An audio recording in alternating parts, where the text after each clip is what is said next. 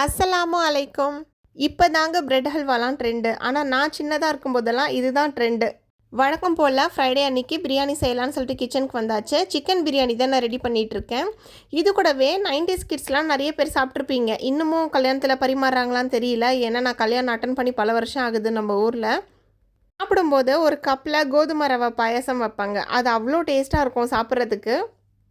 அந்த ஸ்வீட் செய்யணுன்னு ரொம்ப ஆசையாக இருந்தது. கல்யாணத்தில் செய்யும்போது அவங்க சர்க்கரை சேர்த்து செய்வாங்க. நான் வெல்லம் சேர்த்து பண்ணியிருந்தேன். செம்ம சூப்பராக இருந்தது. செம்ம அட்டகாசமான ஒரு டேஸ்ட்டில் வந்திருந்தது. நம்ம சிக்கன் பிரியாணியுமே செம்ம சூப்பராக நல்ல வாசனையாக கமகமன்ட்டு ரெடி ஆகிடுச்சு. அன்றைக்கி லஞ்ச் அல்ஹம்துலில்லான்னு சாப்பிட்டு முடிச்சாச்சு.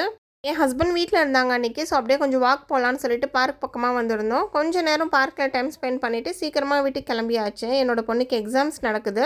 ஸோ அதனால் கொஞ்சம் சீக்கிரமாகவே கிளம்பியாச்சு. ஸ்டேஷ்னரிஸில் கொஞ்சம் திங்ஸ் வாங்க வேண்டியது இருந்தது. அதுவும் வாங்கிட்டு வீட்டுக்கு போயாச்சு.